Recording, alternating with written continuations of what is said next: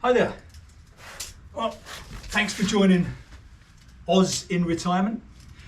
Today we are going to be crossing off another item from the honey-do list. The wife would like a step outside the front door, and while I build that step, I think today will be a good day to discuss mental health in new retirees. I personally am a new retiree.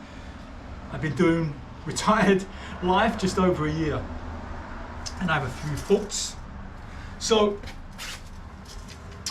working, you are accountable for tasks throughout the day. You're responsible at the end of the day for the outcome of those tasks. But when you retire, you no longer have those demands put upon you. So your mind can be less challenged. So if your mind has more downtime, it's possible for negative thoughts to creep in. Examples of this could be worthlessness. You've gone from proving yourself every day to your boss or your co-workers that you have worth in the company, and now that need to prove yourself has gone, and it's possible you might start questioning, well, what is my worth now? Loneliness could be a big one too. I mean, at work you are surrounded by all these fellow employees. You know, it could be really busy, and then when you retire, it's just you. So it can be a very lonely experience if you're not used to being on your own. And the other thing is boredom. I mean, you can't be bored at work because it's structured. The hours throughout your work day are structured for the tasks you have to complete. But when you retire, how do you feel those hours in a day? So, yeah. How do we avoid these pitfalls? Well, I think it's important to create mental challenges every day. You want to keep that mind active and sharp. So you want to give yourself a feeling of worth.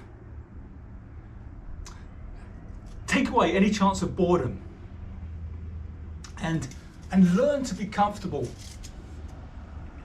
in your own company. So, how do we do this?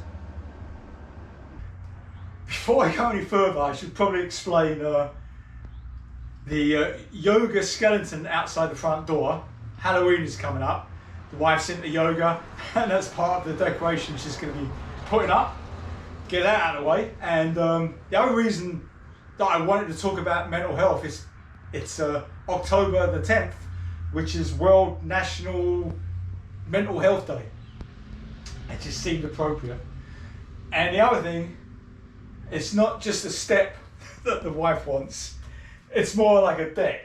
As you can tell from this lumber here, it's going to be 4 foot by 8 foot out of 2x6 treated hem fir will be the base, and she wants some cedar decking on the top, so 5/4 by 6 radius edge cedar decking. So I just want to get that out of the way. Right, I better start measuring and getting on with work.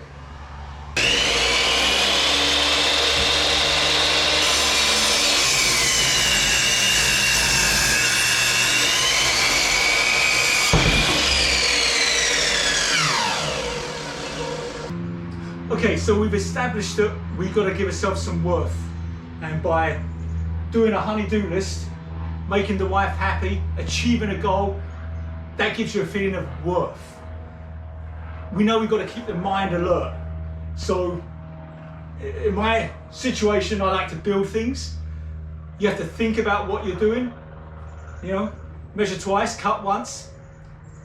Keeps my mind like alert, like in this situation here. How do I know I'm square?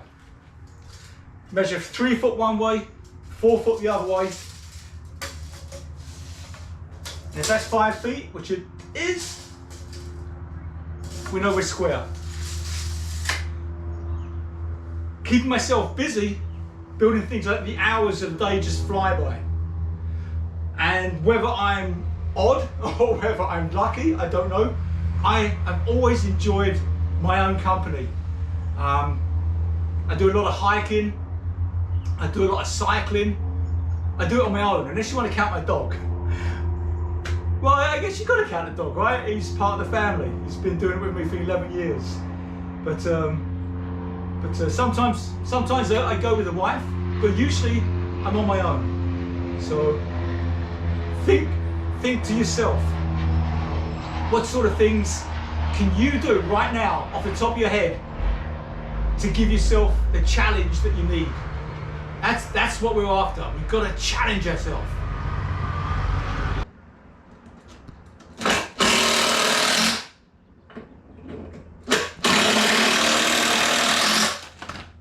And there might be some carpenters out there thinking, well, why are you screwing a deck? Why don't you just nail it? 2 reasons. First reason, big screws. Used to work at a lumberyard, and in the screw nail aisle, customers, when they're filling up their bags, you know, some screws nails fall on the ground. It's not worth getting someone to pick them up and separate and put in. I mean, time is money. It ain't worth it. So what used to happen, we just used to sweep them up and we'd just put them in containers, and if anyone from staff wanted them, they could take them. If no one wanted them, we went in metal recycling.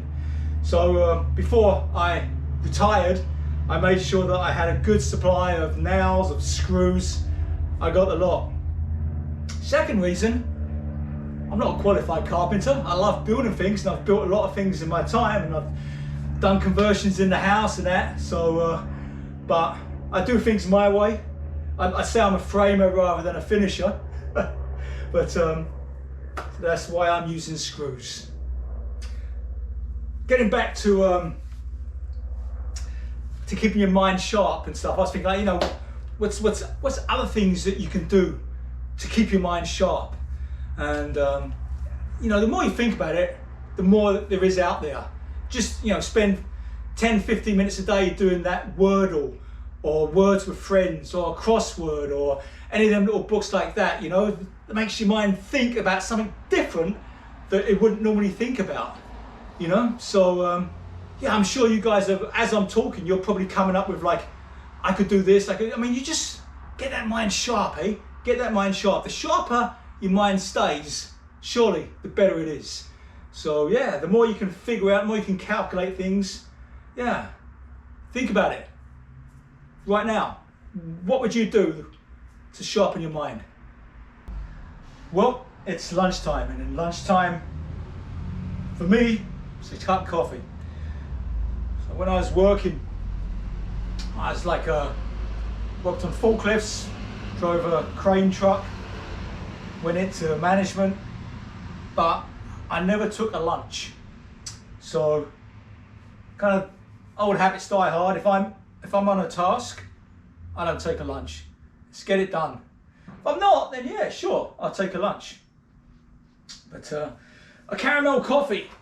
Oh, it's today's lunch, caramel coffee. I'm old school. You go to a place now and say, can I have a cup of coffee? And they say, what kind? It's like, well, it's just a normal coffee. Well, is that a flat white? It's like, flat white? You know, all these names for coffees, you know, I just want a cup of coffee. So, yeah, anyway. One thing I'm not that good at that is important is well, I was going to say in social situations. I'm pretty good in social situations. I'll talk to anyone, but making the effort to go out and find new friends, I'm not very good at. So I can't give you any advice on that. Getting to the loneliness aspect of a retiree. Because I've always been a bit of a loner myself and happy with my own company, I never really felt the need to go out there and find new friends, you know. But I understand that that is very important, especially if you don't have many friends. If all your friends were your work friends and now suddenly it's been ripped away from you and you don't have many friends, what do you do? So I think it's important, and you know, I've done it a bit. Like, you know, we got a little local rec centre that I started going to. You know, I got my own stuff here that I work out with, and I got my bikes and stuff like that. But I thought, you know, I'll make an offer once a week. I'll go there, and you start striking up conversations. You go during the day, like go early in the morning, and all the retired people are there, you know. So you've got something in common. You're the same age. So I think it's important when you retire to make the effort to make new friends. Even if you've got old friends, make the effort to get new friends, you know. You can have something in common with retirees. You can have something to talk about. You know, maybe they've got problems you can help with, you got problems they can help with, or you just hang out and enjoy each other's company. So I got to improve on that. I got to improve on it. I don't feel that see, that's the trouble. I don't feel that I need to make new friends, but I probably do. I'm just too stubborn to admit it. So yeah, that's one thing new retirees need to work on, I think. Making new friends.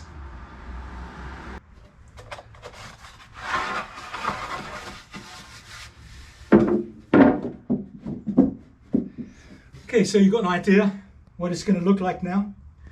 Now generally, when we do a deck, if you put like an hour or screw in between, that's the distance you want. It allows the water to drain and stuff like that. But in this situation, it's undercover, and the wife would prefer no gap. She likes the look of that better than a little gap. She doesn't want any chance of anything living underneath, and right now there's no chance of anything living underneath. So if any of you guys are wondering why it's butted up, the wife wants it butted up. And what the wife wants? Correct.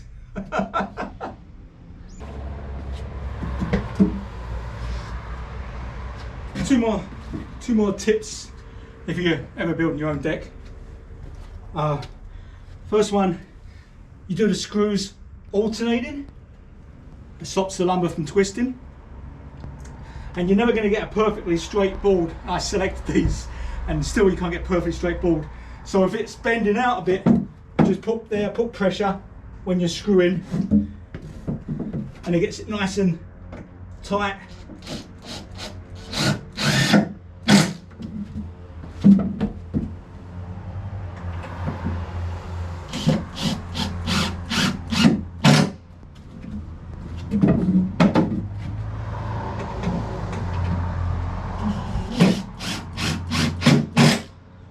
Yeah, okay.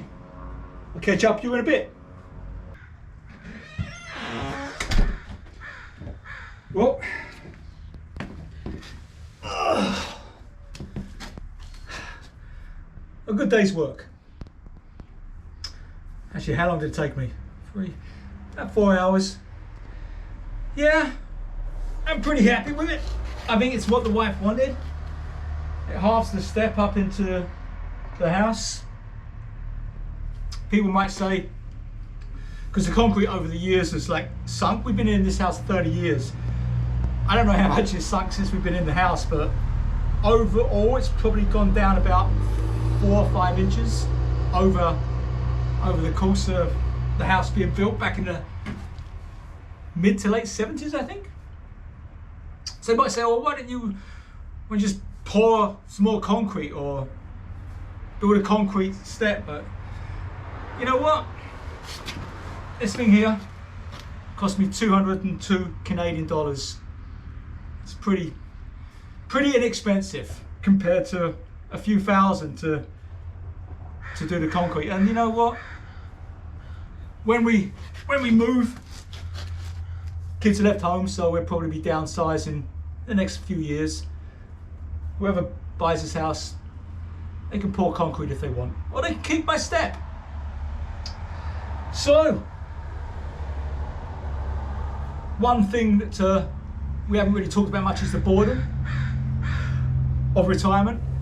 I can honestly say I was not bored today, and I just sincerely hope that I haven't bored you guys. If you're still with me, I'm sure you weren't bored. Alright, well, thanks for watching. See you next video.